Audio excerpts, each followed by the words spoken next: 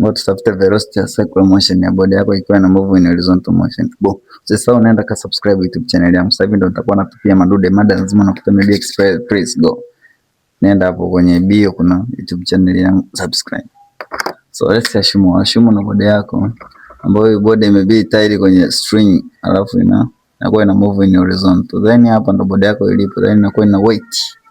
Alafu hapo kuna angle B formed hapo kuna lakini direction ya huku distance from the center kutoka center tumeita, lakini tulizoa kuna x au kuna y. Then kwa kutumia huyo angle tafuta sin ya theta. Sin ya theta itakuwa sasa ni x, kumbuka hapo ni tension tuweke t.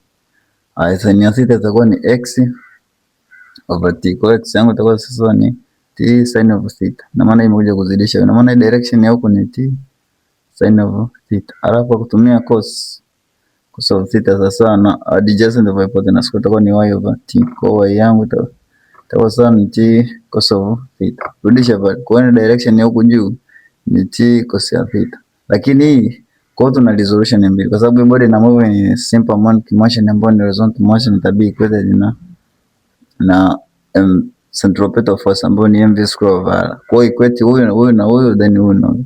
Kuna equation ya kwanza ambayo ni t sin of theta sasa na mv square over r.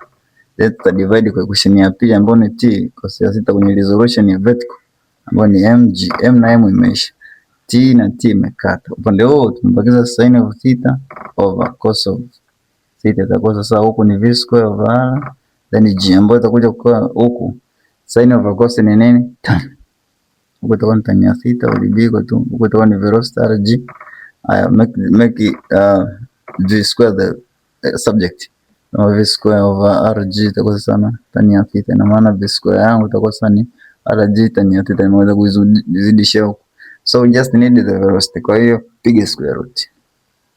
Kwa hiyo piga square root hapa na so velocity yangu itakuwa ni square root rg tan ya theta.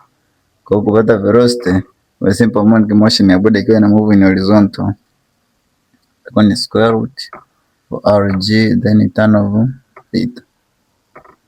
Hii ndio velocity yako. Ushamaliza. Nenda YouTube kwa subscribe YouTube channel yangu Honeymoon.